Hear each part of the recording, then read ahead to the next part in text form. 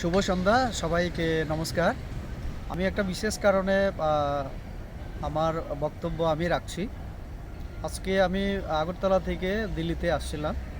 আমি যখন এয়ারপোর্টের ভিআইপি লাউঞ্জে আমি গেলাম, আমাকে প্রোটোকল অফিসাররা নিয়ে গেলেন। তখন আমি দেখলাম আমাদের সুদীপ রায় বর্মন এবং আশিস শাহ মহোদয়রা সেখানে ছিলেন, তাদের সঙ্গে আরও কয়েকজন ছিলেন।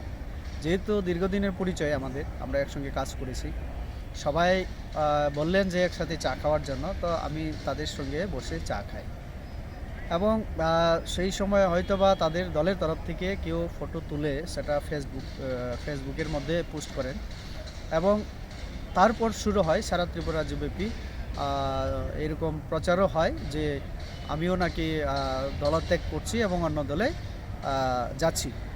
এটা সম্পূর্ণ মিথ্যা এবং এরকম সন্দেহ না করাই ভালো। আমি বিজেপিতে যখন জয়েন করেছিলাম 14তে, কমসে কম 20 থেকে 25 বছর বিজেপি করার মানসিকতা নিয়ে আমি এসেছি। আমি বিজেপিতে আছি, বিজেপিতে বড় দায়িত্বেও আছি, সাংসদ হিসাবেও কাজ করছি, দলেও মোর্চার একটা রাজ্য প্রেসিডেন্ট হিসেবে কাজ করছি। তো কাজেই সন্দেহের কোনো অবকাশ নেই। আমি একদম পরিষ্কার বলতে চাই, বিজেপিতে আছি, আমি বিজেপির বড় দায়িত্ব পালন করছি।